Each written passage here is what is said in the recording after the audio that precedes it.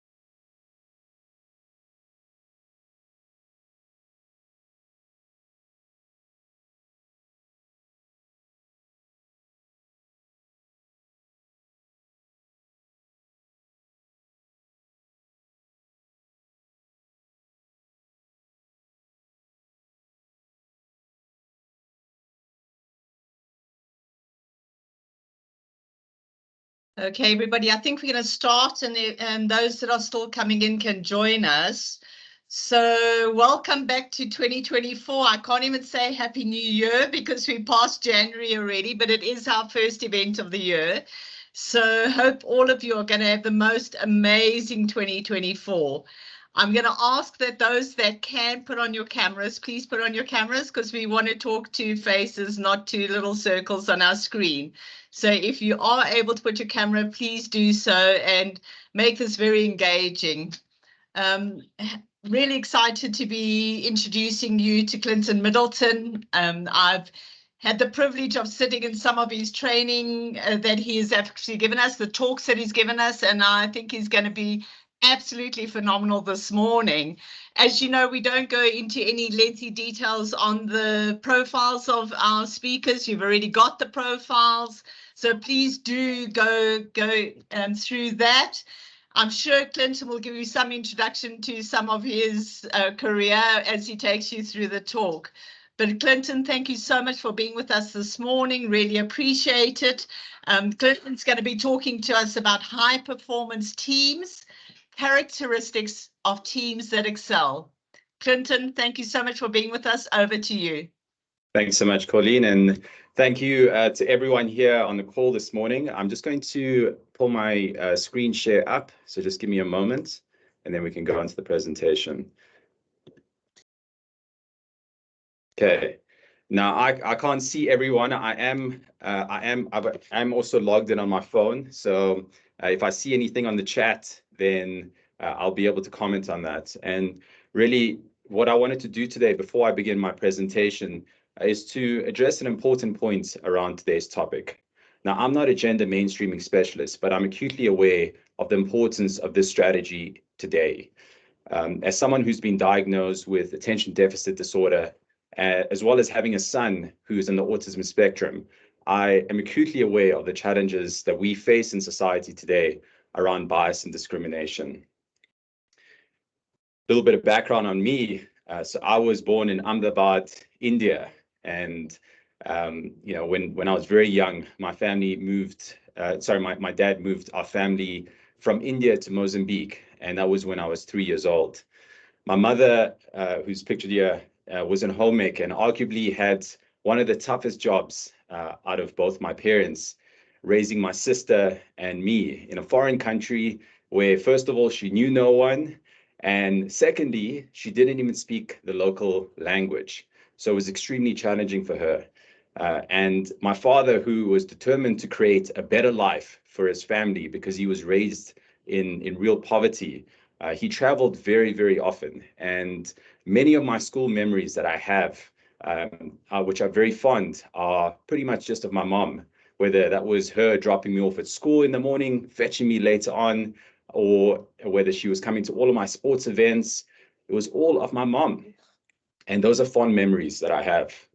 But I look back on the experience that I had and the experiences that I have had now, and I wonder if my mom was not there and she wasn't the kind of person that she was and is, how my sister and I would have managed.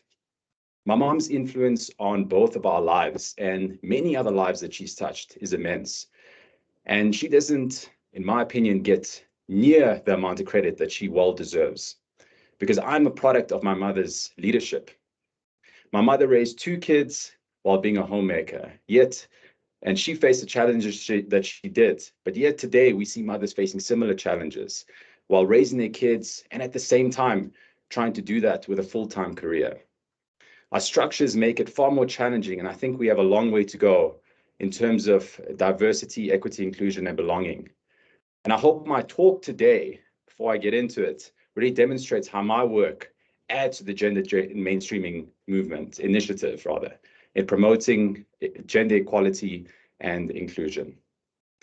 So as Colleen mentioned, I would love for this to be an interactive presentation. I can't see everyone on screen, and as we are not in the same room and I can't see your hands, please feel free to post your thoughts on the chat. That's at least a way for us to encourage the engagement, because there'll also be think points that I'm going to get to during this session where I'll ask for your feedback, I'll ask for your thoughts.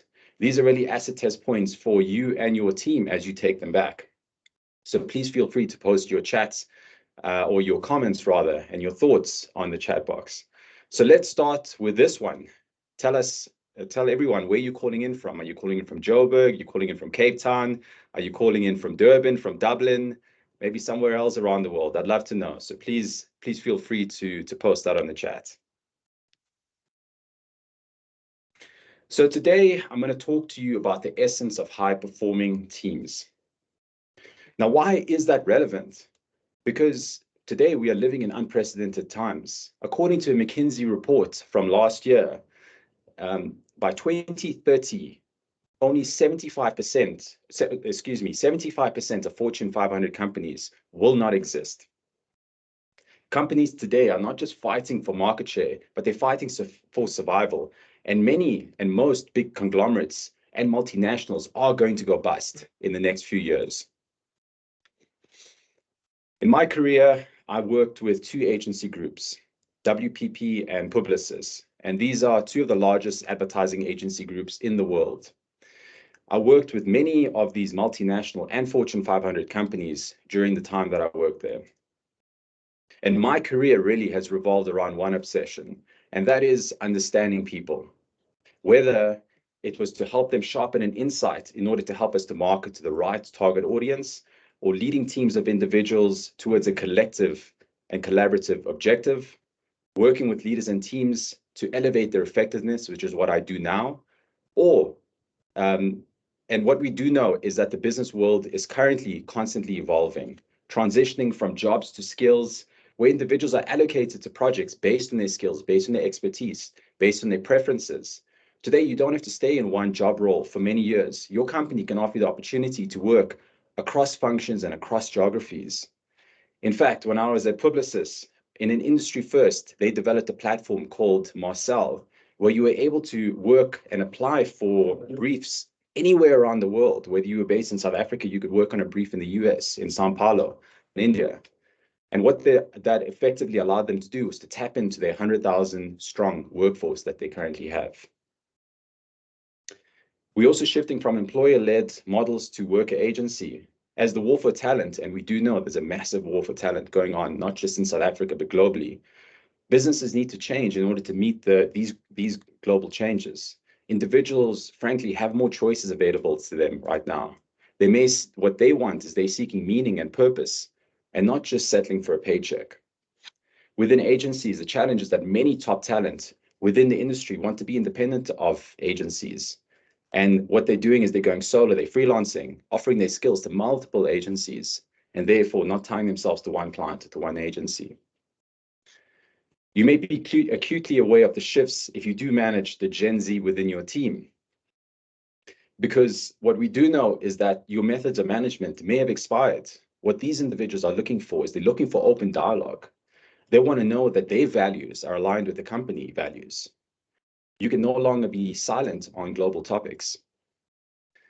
In fact, a study from last year indicated that 96% of these individuals are looking to change jobs. And what they will do is they will quit if they're not getting the development that they're looking for. Up to 74% of Gen Z and millennials are saying this, according to a study conducted from 800 companies, which comprise 30,000 individuals. So it's a significant problem. We do all know that gender equality is a big issue. And while steps have been taken in the workplace, we still have a long way to go, a long way to go. In fact, the global gender gap indicated that we will not see gender equality within our lifetimes, saying that it'll take almost 99.5 years to achieve gender parity. We know within Fortune 500 companies, there's a lack of female representatives at that level. And while there has been steps, as you can see, there's been improvements, there's still a massive gap that exists. So these changes beckon a question: how do we navigate all of these shifts and maintain excellence? The answer lies in the realm of high-performing teams. Because when we delve into high-performing teams, we unravel why certain teams outshine others and unique attributes that set them apart. It's not just about assembling talented individuals, but it's about cultivating specific characteristics, behaviors, and practices. So today I'm going to walk you through the essence of a high-performing team, its defining traits and the characteristics, and the blueprint for building one. We must first, though, understand what a high-performing team is. So a team is a collection of interdependent individuals who share responsibility for outcomes and fit into a larger social system. Now, we refer to high performance as, of course, poor performance is counterproductive. This unit can accomplish a tremendous amount and conquer significant challenges. So the question is time important? Is time together important? Well, it depends, because they don't need to have spent a significant amount of time together, but they do need to understand each other and work together towards a collective objective. The Tuckman model, introduced almost 50 years ago, is by Bruce Tuckman, who indicates that all teams go through this process in order to get to peak performance. Within the agency context, typically when ad agencies win pitches, the client and agency go through what's known as a honeymoon phase. And this typically lasts 2 to 3 months. Sometimes it lasts a little bit longer. And during this period, agencies will over-deliver and go to extreme lengths in order to please the client. Senior agency leaders will be intimately involved in each and every single brief, understanding it and making sure that everything in every single project that they're putting out leads to a high quality delivery. Clients themselves will be on their best behavior, supplying detailed briefs and including detailed debriefs every time they need to revert. And this honeymoon phase, really what happens, and this is during the forming stage, is where kind of in the individual's preferences, their work styles, and their personalities haven't yet come across. After those 3 months, those behaviors and preferences start to surface. And that's what's known as the storming stage. Briefs become one-line WhatsApp messages or voice notes. Debriefs are non-existent. Agency leaders start to step back as the chaos emerges. This phase eventually passes because, of course, no teams can operate in this completely toxic and unhealthy environment, which could lead to disintegration. Rules of engagement are defined, and this is where agencies and teams start to realize that they are one team, and they all start they're working towards one objective. And this is during the norming stage. So the norming stage is typically where most agency and client teams function for most of their relationship. The few elite, though, manage to go up and get to the performing stage. And this is when they renew their vows and begin to deliver results consistently, reliably, and at a high level. In fact, within the agency environment, there's a relationship that existed for 60 years between FCB and Toyota. And in fact, interestingly, they lost that account just 2 years ago to Publicis. So today we're going to unpack how these teams excel, how they manage to excel at a high level. And we're going to do so by looking at the seemingly ordinary yet extraordinary behaviors that lead to exceptional outcomes. And I call it the high performance team stack. So the first trait is called clearly defined roles and responsibilities. Now, one of my favorite things to do is when I watch Netflix is cooking shows. Now, specifically ones with a great story. And in my opinion, there's no one that has a better story than Chef's Table. This show showcases the incredible journey that chefs around the world have gone through in order to get to the level that they are. And a lot of them are, in fact, Michelin-starred chefs. Because the food, when it lands on your plate, looks like this. It looks like a masterpiece. But you really need to consider that it takes a lot in order to get to that. From the farmers who plant the seeds to the individuals that cultivate those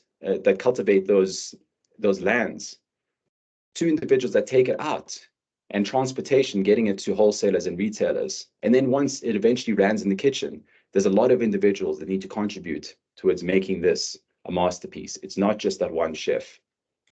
Everyone plays a role into what you eventually eat. In Formula One, this is a particular video that's been doing the rounds lately, and you may have seen it, but it just goes to demonstrate the different roles and the importance of the different role players that lead to a Formula One car leaving the pits on time.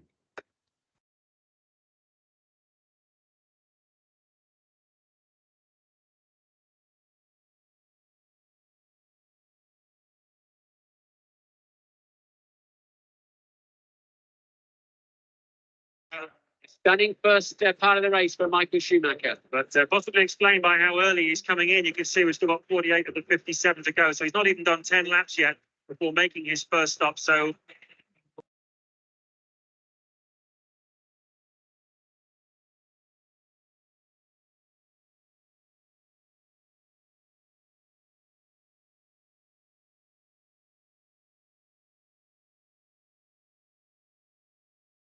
.8 seconds, click, and yes, you have this.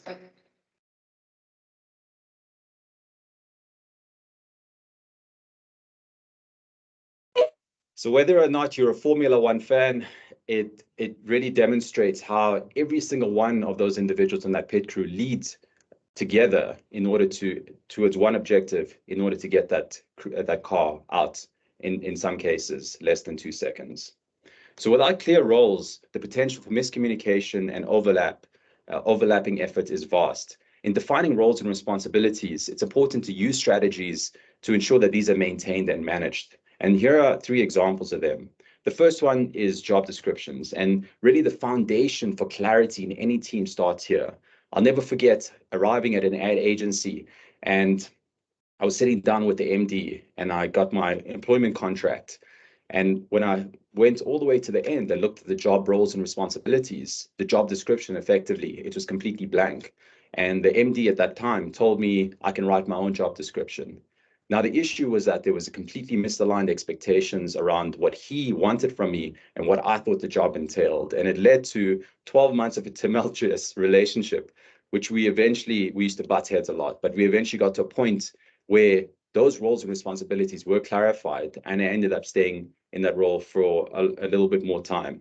And it's important that these are not considered as static, because roles and responsibilities do change and are dynamic over time. The second one is onboarding. Now, onboarding, from a onboarding perspective, I had the best experience in onboarding when I was working with a leading financial services institution. And because the business was so vast, you could not just go through an onboarding process over a day or 2. It took months in order for it to happen, because every single business unit had their own audience, had their own budget, had their own objectives. And we could not start work on that business until we had been through that onboarding process. It was as rigorous as that. Now, compare that to what onboarding looks like in most teams. Potentially, does it look like this? Next step is to fold in the cheese. What does that mean? What does fold in the cheese mean? You fold it in. I understand that, but how do you fold it? Do you fold it in half like a piece of paper and drop it in the pot, or what do you do? Did I cannot tell you everything. Okay, well, can you show me one thing? Here's what you do. You just fold it in. Okay, I don't know how to fold broken cheese like that. I don't know how to be any clearer. You take that thing that's in your hand Uh-huh. and you If you say fold in one more time. yes, fold it in. This is your recipe. You fold in the cheese then. Don't you dare. You fold it in. David! Does your onboarding process look like that? Throw them in the deep end and just let them figure it out on their own. I'd love you to comment on the chat and let me know, how does your onboarding process look on a scale of 1 to 10? And if it's not a 10, what you could do to move it up to a 10. The third one is performance tracking, because in an era of data-driven decisions, performance tracking metrics are crucial. In agencies, we have what's known as timesheets, and maybe you have timesheets within your company. This is seen as a bugbear, and many individuals actually don't complete their timesheets. And unfortunately, what this results in is a lot of chaos, because we cannot have conversations with clients if that reporting is not done accurately. Because in order for us to identify and preemptively identify those challenges, it helps us to address them with the client. So in defining roles and responsibilities fosters an environment where all team members, regardless of gender, have equal opportunities to contribute and succeed based on their abilities and their qualifications. The second trait is that high-performance teams communicate clearly and respectfully. Now, when working in a small unit or a team, communicating with each other is relatively straightforward. There's hardly any complexity, and instructions can be relayed really with very little effort. But the more people you add to the mix, the more the complexity starts to add, and the more opportunities for misunderstanding or miscommunication. Things can easily fall through the cracks. You may receive an instruction from one person and then something completely different from someone else. Adding more and more people in your team eventually means that you cannot, at that point, control the flow of information, and communication channels have to be maintained in order to meet deadlines. So consider where you currently sit in your teams and how many people you currently have in your teams. Because in my experience, one of the biggest causes of team dysfunction is a lack of proper communication. Today, managing communication, as we know, has become extremely complex. Teams work across locations, across time zones. COVID has, of course, accelerated that change because now what we have is platforms like this, Microsoft Teams, Zoom, Slack, that all help us to enable that collaboration and communication. So an important defining characteristic of high-performance teams is their mastery of communication, how they convey ideas, how they share feedback, how they even voice disagreements is an art and a science. Think about an orchestra as an example. Musicians might be the best in their field. The instruments finely tuned, the whole acoustically perfect. However, if the conductor cannot communicate with the musicians, absolutely nothing will happen. High-performing teams establish transparent, inclusive language guidelines for communication. And one of the things that I use with teams is developing what's known as a team charter. Perhaps you have that within your team at the moment. What we do is we're very clear on the core values and operating principles. What promises are we making to each other around how we work? For example, producing great work is more important than being seen at your desk. Our interactions with each other are always respectful and In terms of meetings, how often do we need to meet? Who should attend each meeting? What's the cadence and rhythm for our meetings? What are our weekly team habits in order to maintain learning and productivity? For example, one of the things you could implement within your teams is internal meetings are 15 minutes max. Decision-making, what is the process for your decision-making? When do certain people need to be involved in terms of signing off work? Who doesn't need to be involved? What sort of data is required for making decisions? Internal communications, what channels do we use to communicate? Do we use Microsoft Teams or do we use WhatsApp or Slack? What's our current workflow? How might we adapt our existing processes to suit how we want to work? If we need to, for example, if we need to brainstorm ideas quickly, this is how we do it. Informal check-ins in terms of team support. How do we ensure that we're checking in on an ongoing basis to see how each other are doing, and how can we provide constructive feedback to each other if we're not adhering to our core values and operating principles. So in closing, without clear and respectful communication, even the most skilled teams can unravel. When communication breaks down, so does harmony, and this leads to a ripple effect, emerging conflicts and deteriorating performance. The third trait is that what these teams have is innate trust and respect. In 2012, I was responsible for the Ford digital portfolio within an ad agency in Johannesburg. And globally at the time, Ford was thriving at that stage, but it was not always the case. Just a few years prior, Ford was losing $17 billion every single year, and they were on the brink of declaring bankruptcy. And this, just as a reminder, was during the 2007-2008 global economic crisis. The board at that stage had decided to bring in Alan Mulally from Boeing. And under Mullally's leadership, he instituted a turnaround strategy that saved the Ford business. And eventually what happened was that they were the only motor manufacturer who during the global economic crisis did not take a bailout from the US government. So I'm going to share a clip with you that where he talks about what he instituted at Ford and how he was able to lead the business and turn it around and return it to profitability. Now, when we first started this, remember I told you that within a couple of days, the forecast was we were going to lose $17 billion. So I started the business plan review. The charts are flowing, 320 charts. We even have them color coded, red, yellow, green. Any change on the chart is in blue. So there's lots that doesn't change. All you're looking for is what has changed. You don't want to hear a long explanation about what's going on. What you want is that everybody knows the plan. Everybody knows the areas need special attention. So the color, you got the charts going, and it was about 3 or 4 weeks. The data's flowing, and all the charts are green. And I stopped them and I said, "You guys, we're going to lose $17 billion. Is there anything that's not going well?" Eye contact goes to the floor. Nobody says anything. I remember that culture you asked about. It wasn't okay to bring things up. I mean, it was command and control. People disappeared. So I think another week went by and they were green. And of course, they got me. They got this new leader. What's this leader going to do? And so the next 2 weeks later, Mark Fields, who's the leader of all the Americas business, Canada, the United States and South America, had an edge launch in Oakville, Canada. And they had an actuator issue on the tailgate.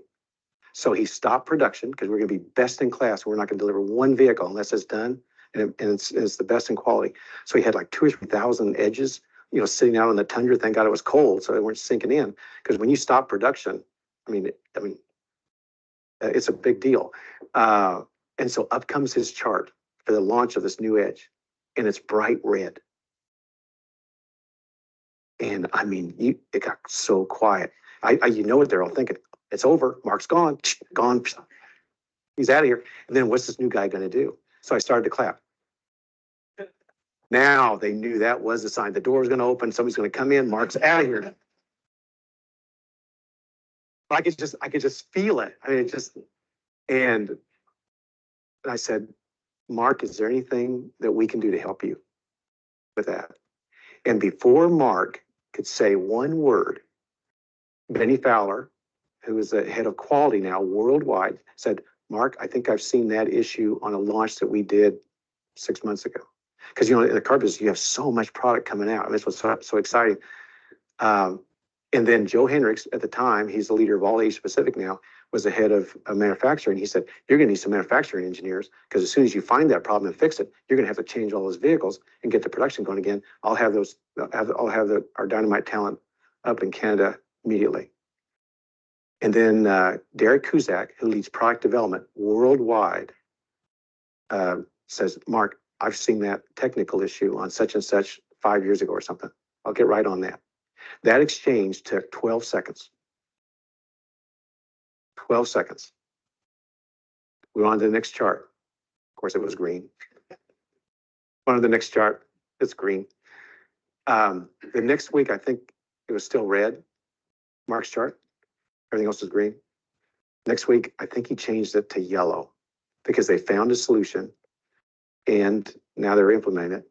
I think the next week it turned to green and boom, all the vehicles started going.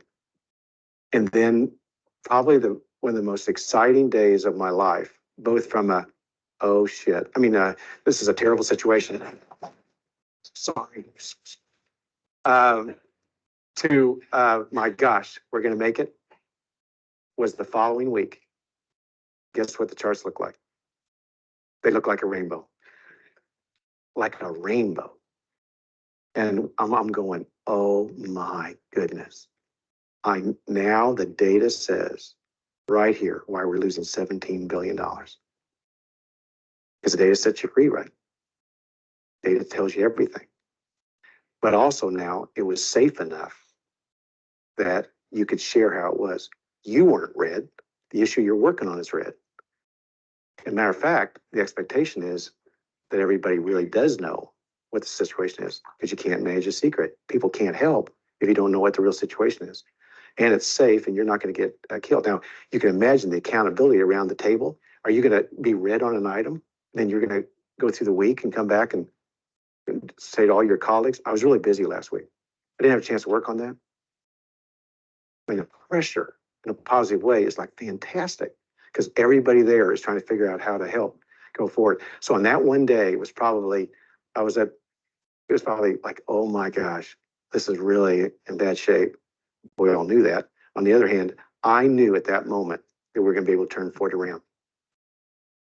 So really, quite a profound lesson. And the environment that he was talking about is creating a safe environment where it's okay for others to fail, because it wasn't the case, especially in the command and control environment in which he inherited.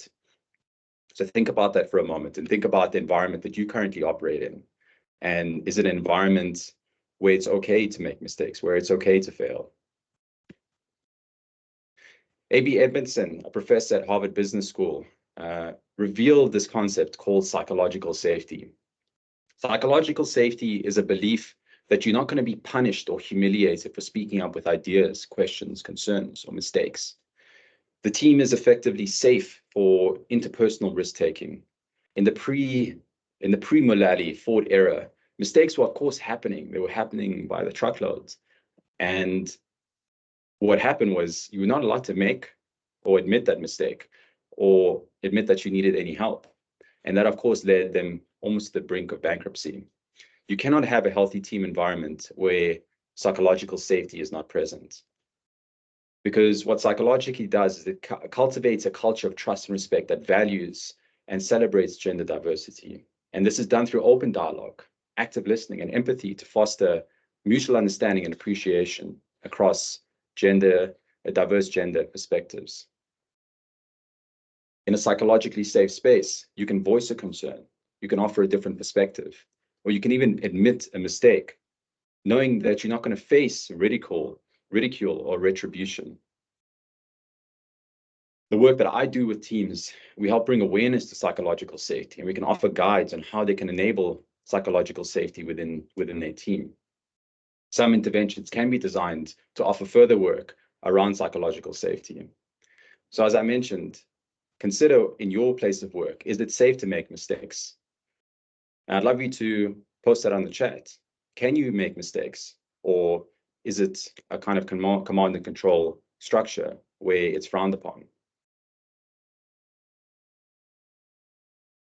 The fourth trait is that managers and employees are aligned and connected. Did you know that a manager has a bigger influence on an employee well-being, even greater than their own therapist? However, companies have stopped investing, or they stopped investing rather, in this layer at a middle management layer decades ago.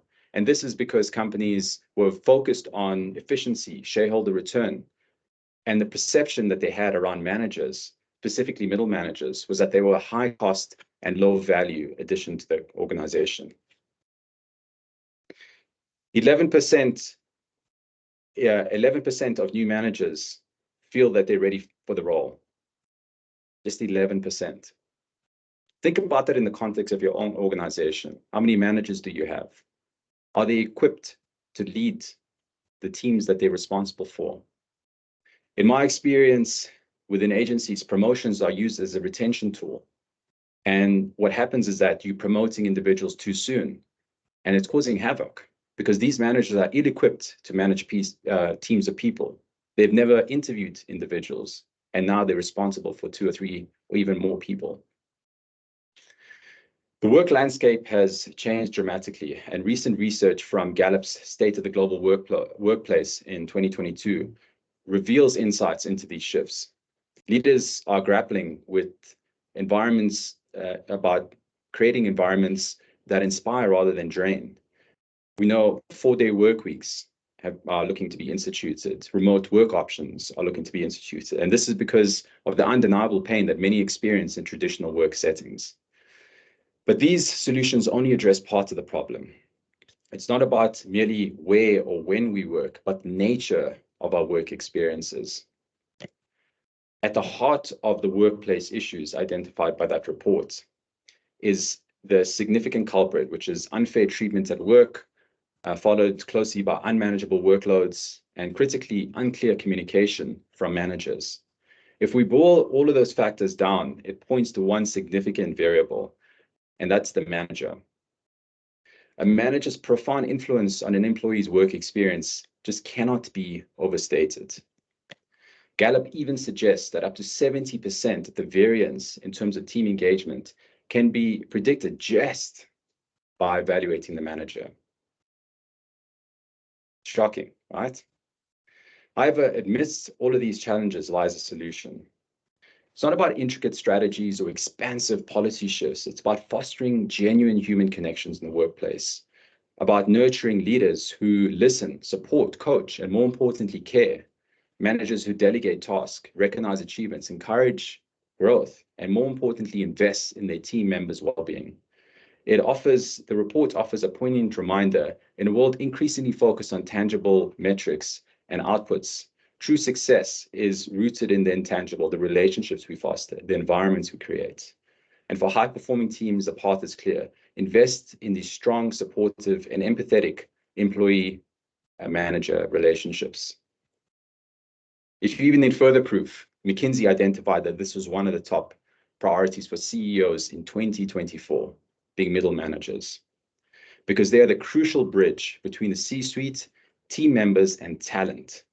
Through training and support, we can help them to lead diverse teams effectively and foster an inclusive work environment.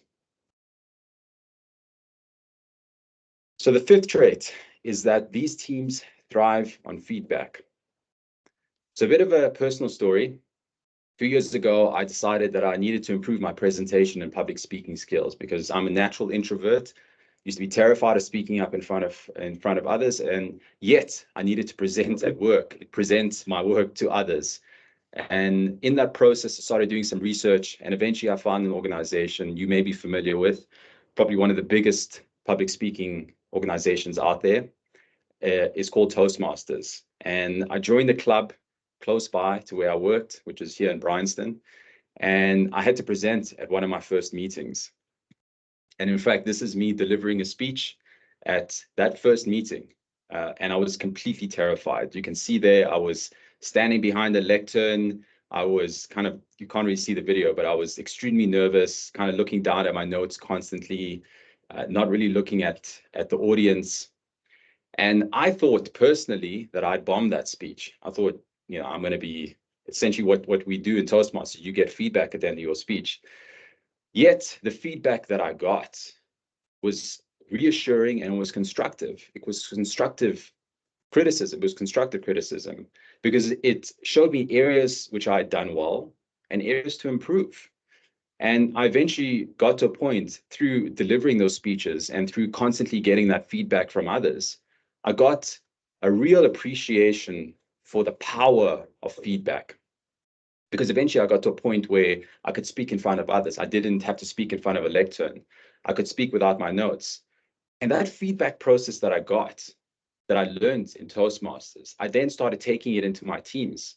It gave me a framework upon which to provide feedback, to listen, to understand, to provide constructive feedback, because it's not just good saying, oh, you did a great speech, because it doesn't show you kind of what you did well in, and it doesn't highlight any areas for improvement. And the results that I got out of Toastmasters, having invested that time through feedback, was transformative. Now, to bring it back to a corporate example, Pixar, who you may be familiar with, they came out with many movies that you may be familiar with, such as Toy Story, Finding Nemo, and many more recent movies. But really, Pixar Animation Studios is the epitome of the feedback culture, because what they do is they hold these brain trust meetings where filmmakers and creative teams present their work to peers. And you can see there, it's within a large group of individuals. The atmosphere is open, it's encouraging, and they welcome that constructive feedback. The process is iterative. The storyboarding sessions, they don't come with completed work. It's really about refining that process, offering feedback to others around the narrative, character development, and overall storytelling. It's a very collaborative environment where animators, writers, directors, they collaborate, they provide feedback, and it's all across disciplines. And this interdisciplinary approach ensures a holistic perspective on the creative process. In high-performing teams, this feedback-driven ethos is magnified. Team members aren't just passive feedback recipients, but they're active participants. They share ideas, they voice concerns, they suggest improvements. Managers don't just give directives, they seek and value insights from their teams. They foster spaces where feedback is welcome, different perspectives are valued, and every voice contributes to the team's evolution, because doing so improves individual capability, team dynamics, and adaptability. So really what they teach us is a process of continuous improvement where you can constantly refine and enhance your work through the creative process. Empowerment and ownership, where team members feel empowered to contribute their insights, fostering a sense of ownership and commitment to the project's success. And innovation through dialogue, because it sparks creative dialogue, leading to innovative solutions and pushing the boundaries of what can be achieved. Do you have a feedback culture that's instituted within your organization, within your team? And how have you seen the benefits within your team? Have you joined Toastmasters? If you haven't, it's a great platform. The sixth trait is that they understand how they work, how the work they do, the tasks that they do, the jobs and the roles and responsibilities fits into the grander company mission.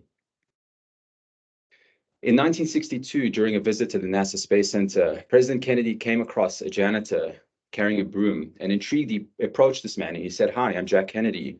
What are you doing?" And without hesitation, the janitor looked at him and he said, "I'm helping put a man on the moon, Mr. President." Now think about that for a moment. Here was a janitor whose daily tasks might seem mundane to many, yet he saw his role as a grander mission of NASA, who at that time, there'd be no one who'd been to the moon. He didn't just view himself as a custodian of cleanliness, but he saw himself as an integral part to the team that was making history at the time.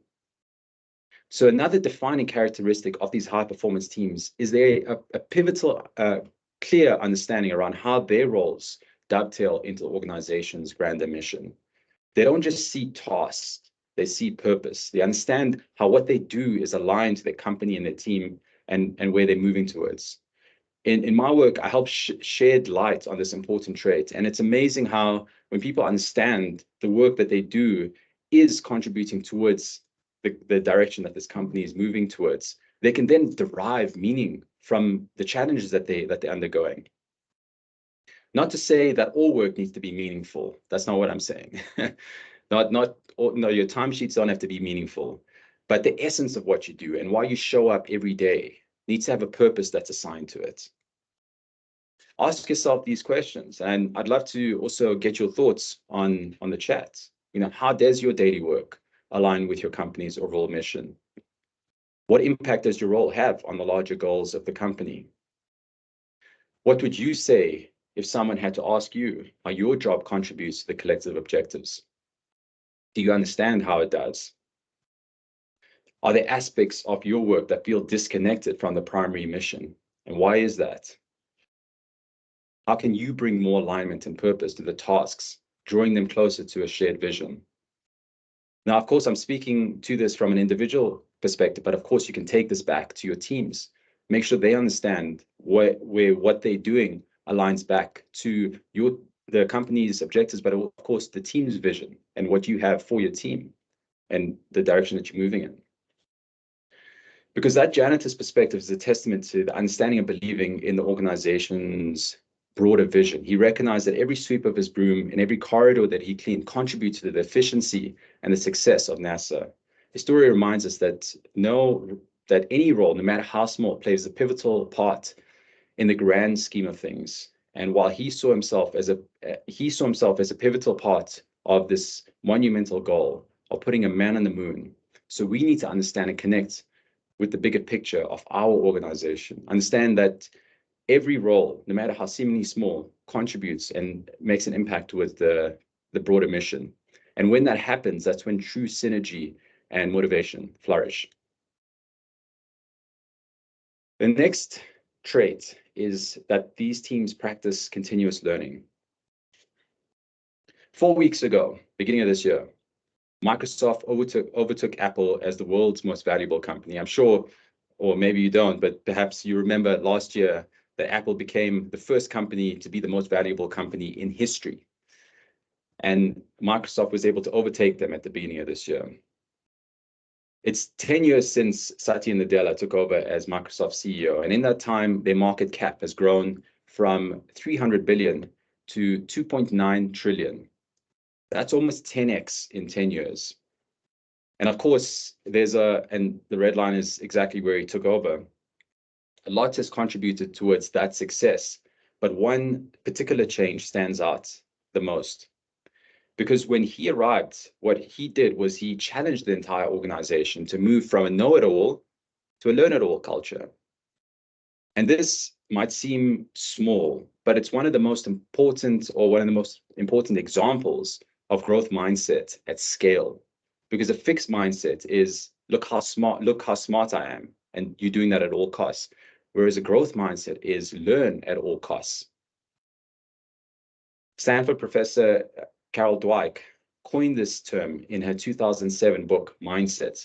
She also has a 10-minute TED Talk, which has been viewed over 15 million times.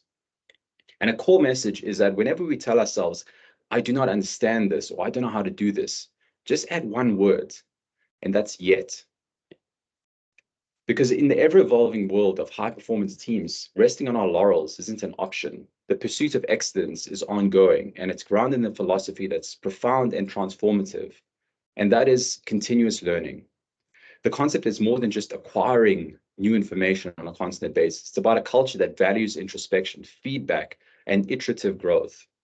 Teams that exemplify high performance understand that their journey doesn't simply end with one achievement. With the rate of change happening around us, we have to constantly innovate and we have to constantly grow, fostering a culture of learning that values gender diversity and encourage ongoing education and awareness of gender-related issues. Feedback isn't just accepted, it's actively sought. A growth mindset helps us to understand that we can expand our mindsets, our skills, our capabilities with effort and persistence. And by applying the word yet, we can approach these challenges enthusiastically, seeing them as opportunities to stretch, to grow, and to redefine boundaries. The eighth trait is that these teams balance short-term priorities with long-term growth. The Chinese bamboo tree takes 5 years to grow.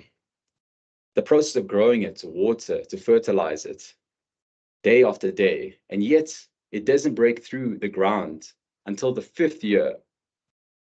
But when it breaks through that ground, it grows 5 weeks tall in 90 days. So the question is, does it grow 90 feet tall in 5 weeks or in 5 years? The answer is obvious.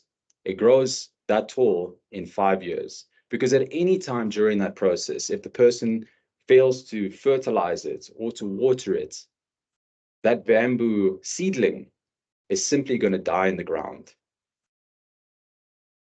High-performance teams understand the importance of delivering against short-term objectives, goals, priorities, while keeping an eye on the future, ensuring continuity, progress, and succession.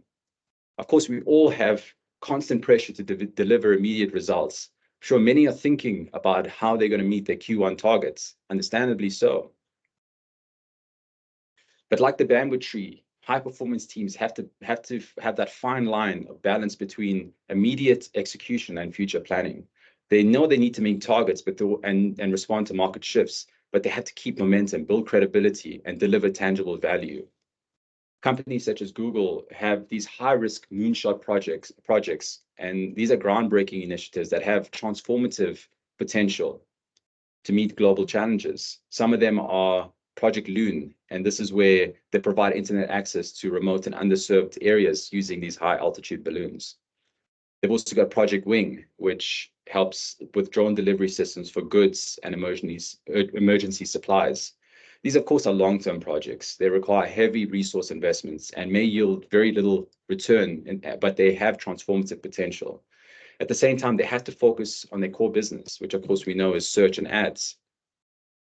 But these can generate significant revenue and drive future potential. And it's really a balancing act between resource allocation and risk management. In terms of high-performance teams, they're continuously asking themselves, where do we want to be in 5 years? Where do we want to be in 10 years? And what do we need to do to get there? Because that long-term vision is deeply ingrained in their approach. While at the same time, they have to navigate the ebbs and flows of everyday tasks. They have to invest their efforts in addressing societal issues such as gender mainstreaming and global issues. They cannot lose sight of those important issues. In this way, the future leadership they have is fortified against evolving challenges. Failing to do so will mean that progress is stifled. So the last, but certainly not least of these traits is that all of these teams embody a strong culture of recognition. When was the last time that you were recognized for the work that you did, or potentially the time that you recognize others on your team for the work that they did? Perhaps you do it frequently, and if so, that's great because you realize the benefit and the importance of recognition and having that within your team. Last year, Great Place to Work ran a survey across 700,000 individuals. And in the study, the results indicated that people that were more often recognized for their efforts were over 2.2 times more likely to go above and beyond their regular duties. Just a simple thank you from staff, senior staff, ignites a 69% increase of people bringing extra effort to work, Within high-performing teams, this is amplified. They understand that those are recognized and appreciated. They contribute towards a strong culture, and this fosters a positive work environment. Doing recognition program right, what it does is it sends a signal around the type of behavior that's needed and valued within these organizations and within these teams. And to be honest, this doesn't need to be a laborious task of what you think is a traditional recognition program. Twani Cruz, who is the head of HR at Netflix from 2007 to 2017, during the time that she was the head of HR, she came up with some of the company's best ideas. And one of the programs that she came up with was unlimited parental leave. And she did this because she recognized the difficulty that new parents face. And she made sure that work wouldn't be one of them. So if you adopted or gave birth, you could come back either part-time, full-time, or take time off as needed.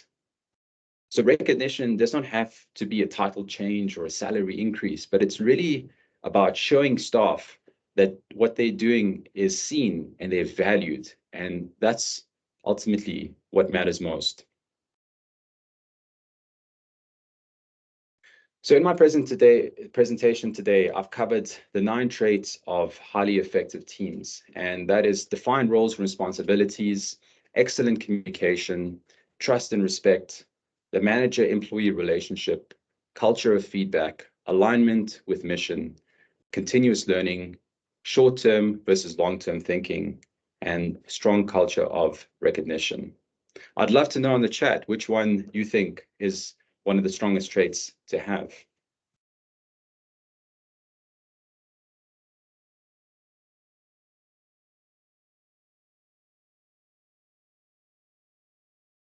Okay, so when reviewing this, this is what a high performance team is made up of. Yeah, I see excellent communication being one of them. Recognition, saying thank you. Communication coming up again. Culture of feedback. Recognition.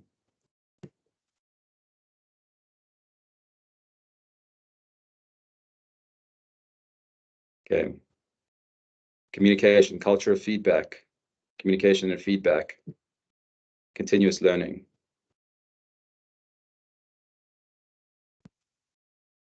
Psychological safety opens the door for effective communication. Absolutely. The manager and employee relationship.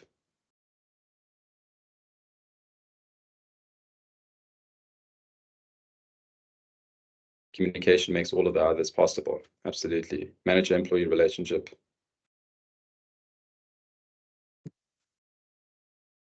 Seeing a lot of similarities here. So absolutely, all of these are critical. Alignment with mission. Trust and respect. They all work in concert. Thank you for your input. So you remember at the beginning of this presentation, I mentioned that 75% of Fortune 500 companies won't exist by 2030, and that's 6 years' time. At the end of last year, the S&P 500, which has various metrics that measure the top performing companies on the stock exchange, and they have metrics for global corporate sustainability, which has now included workforce sustainability. Now, workforce sustainability encompasses various aspects, including fair wages, safe working environments, equal remuneration and opportunities, as well as employees' rights and well-being. So they've now included workforce sustainability within one of the metrics that they're measuring. And this is across all of the large companies in the world. So in other words, workforce sustainability that predicts financial performance and stock market's willingness to value that performance. Out of the 125 companies that will survive by 2030, they will have teams that have embraced the traits that I've covered today. Let's remember, though, the bamboo story, that we need the time, we need the resources, we need the buy-in in order to do it. It is going to take time. It's not a short-term thing. But don't be afraid of the things that take time, because while you're watering it, while you're nurturing it, you're building that for the future. So thank you for your time. Let's aspire not just to create high-performing teams, but let's make it our mission. And doing so will enable us to create high standards of excellence, redefine boundaries, and to make a mark. Thank you very much.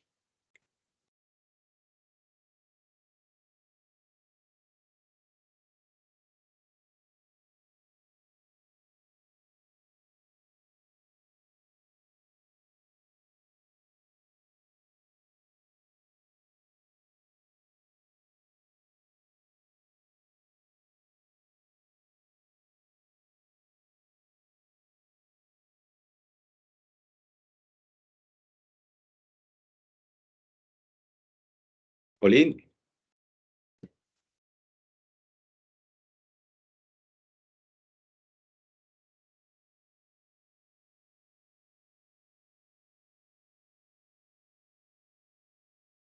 I'm not too sure where Colleen is, but if there are any questions, please feel free to unmute yourself and let's have a conversation.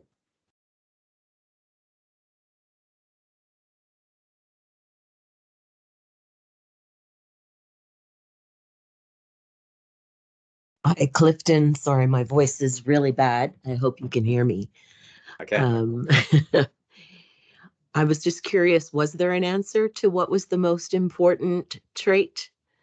The question that you asked us to answer in the chat.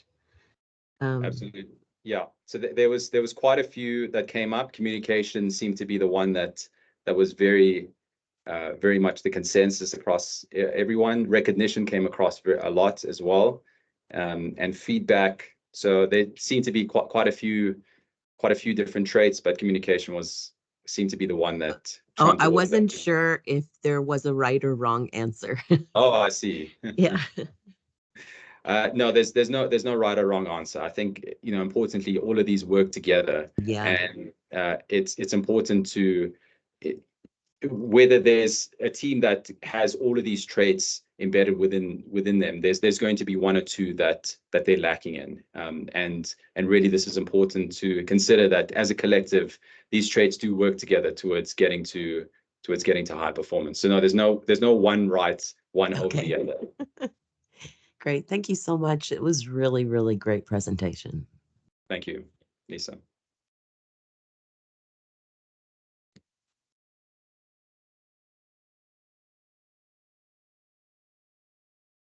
Colleen, you're on mute. It does help after about 3 years of being online. You would think that I'd know how to unmute already. Any other questions for Clinton?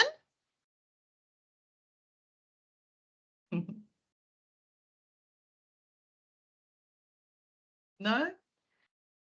Well, Clinton, thank you so much for an absolutely amazing presentation once again. And if anybody wants to have the recording in about an hour, it will be up on the Business Engage YouTube channel. Clinton has actually given us permission to record it. So please do go ahead and have a look at that. And once again, Clinton, thank you so much. And thanks to everybody for joining us for this session. And we look forward to seeing you next week at the next one. Have an awesome... Oh, hang on a minute. Hang on. There's a hand. Hi, Colleen. Hi, Retabile. Thank you, Clinton. Now, I just wanted to say there's a question from Danica in the chat. Let's have a look-see.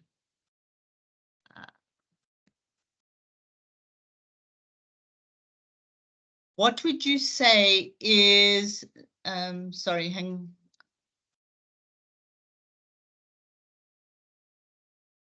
cannot see Danica. I see, oh, there we go.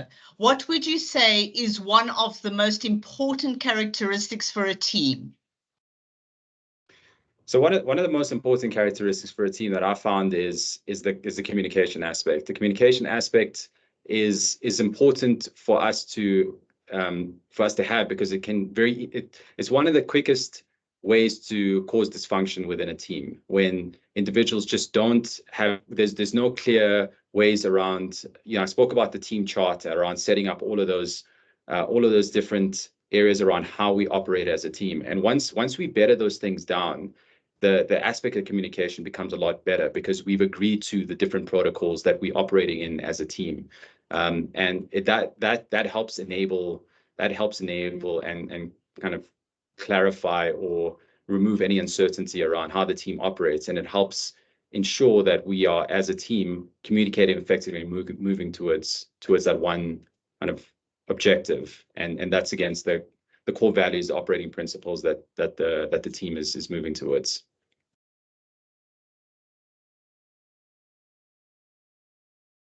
Any other questions or comments for Clinton?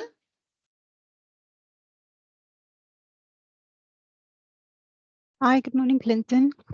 It's Roxy here. Hi, Roxy. I just have a question. How do you go about maintaining a high-performance team?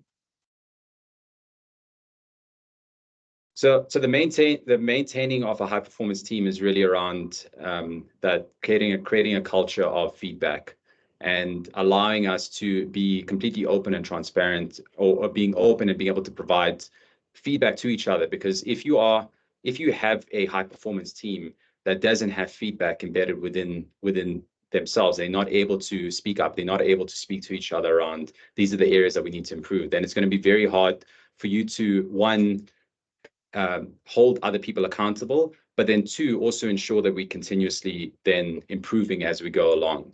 And feedback is the kind of conduit to allow us to do that. Thank you very much.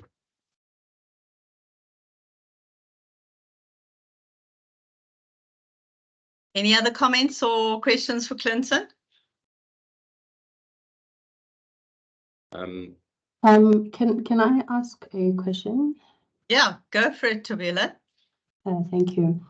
Clinton, my question is, I'm still trying to to construct it in my head, but how do you maintain this high performance, but also, I guess, balance the need for individuals in the team to grow and not, and for that not to, I guess, to disturb the high performance culture? How do you marry that? If we go back to Tuckman and we look at where all individuals are on the on that model, when you go from forming to storming to norming to performing, it really is about understanding each other.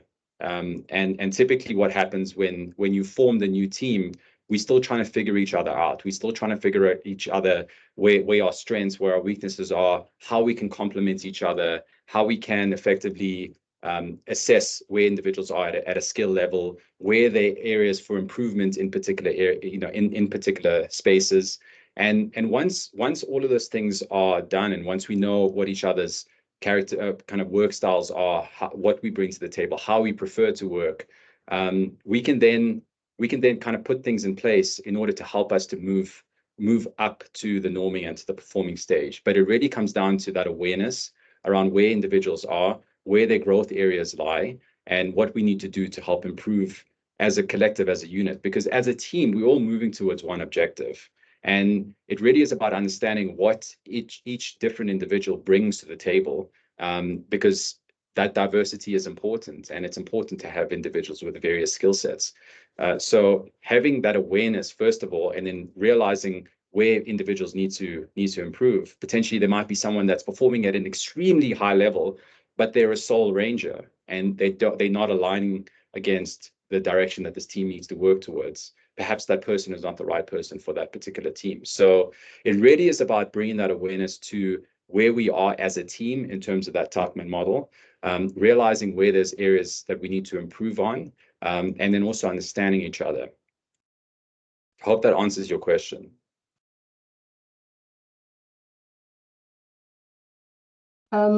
Thank you so much, Clinton. It does.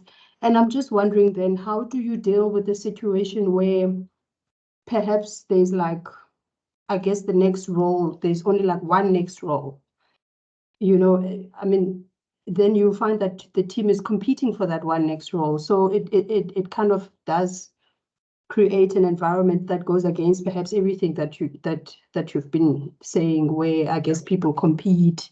How do you move then from that to, I guess, supporting each other and accepting that maybe one person will take the role and not so much everybody? I'm not sure if my question makes sense. Yeah, no, it does. It's about really understanding who's the best person suited for that role, and if if there's two individuals for a role, then and you finding the best person that's placed for that particular role, potentially if that other individual that's sitting in your team has a lot of potential and really is has a lot of value that you could maybe find elsewhere within the organization, because just because they are not sitting within your team, that doesn't discount the fact that you could maybe, if they're aligned with the team and they're aligned with the company and they still want to work within the organization, then it maybe might make sense to find another department or another function elsewhere within the organization in order to place that particular individual, based, of course, on their skill set and what their preferences are and what they are looking to do with their particular career. So yeah, it can get tricky, but of course, if these two individuals are individuals that you want to keep within the organization, and maybe it's finding someone who's best placed for that particular role in your team. And then if those two individuals are competing for the same role, maybe keeping that person by finding somewhere else within the organization so you can still retain that talent. Thank you.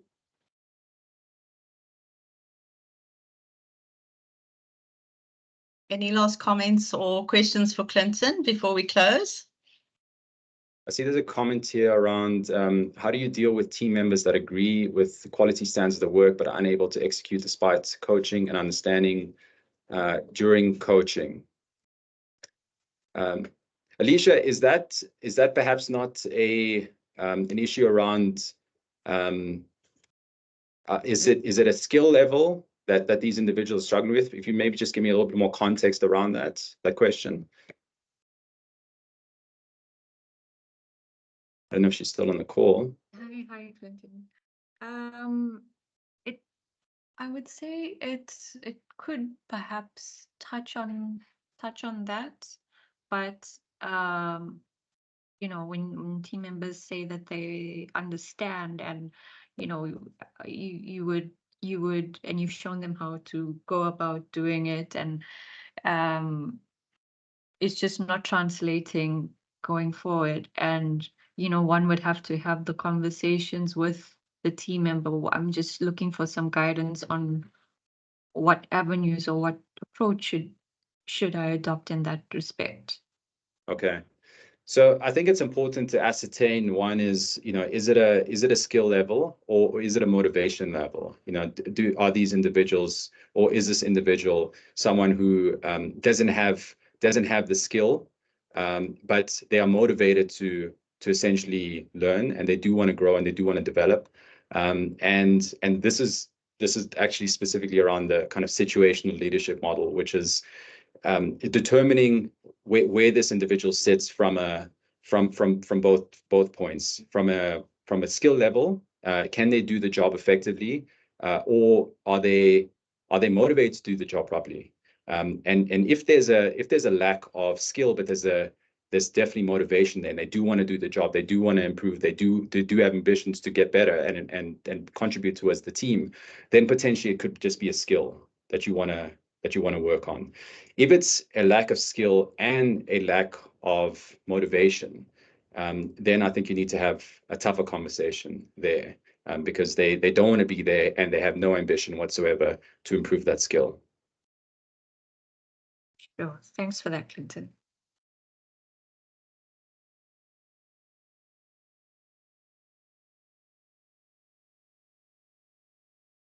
Anything else?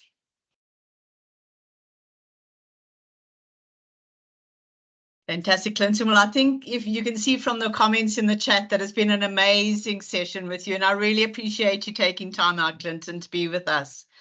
And yes, it's quite interesting with regards to Toastmasters. I recommend you connect. That's where Clinton and I connected, at Toastmasters. So not only does it teach you how to speak, but it connects you to the most amazing people.